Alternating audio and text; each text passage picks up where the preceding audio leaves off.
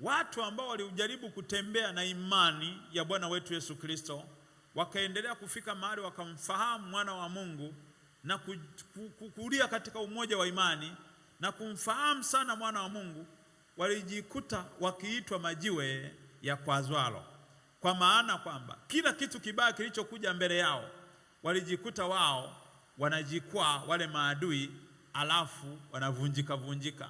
Tunawakuta mahali wanafika wao wakiangukiwa kama majiwe ya kwazwalo, wanafika mahali wanasagwa tikitiki. Bwana Yesu asifiwe.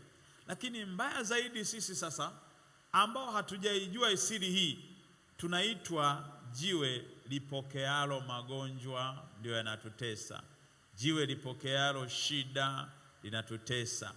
Jiwe ambalo linapokea adha mbalimbali tunateseka.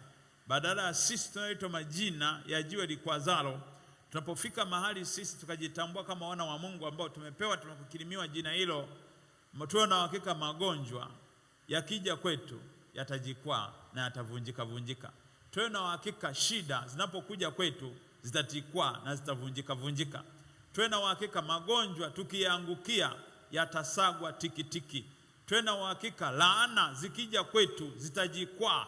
Tuwe na hakika laana tukiziangukia zitasagwa tikitiki. Tuwe na hakika mabaya yanapokuja kwetu yatavunjika vunjika. Tuwe na hakika mabaya yakija kwetu tukiangukia yatasagwa tikitiki. Bwana Yesu asifiwe. Ndio lengo la Yesu kutambulishwa kama jiwe likwazalo, na ndio lengo hata sisi tukifika mahali tutambulike kama jiwe likwazalo.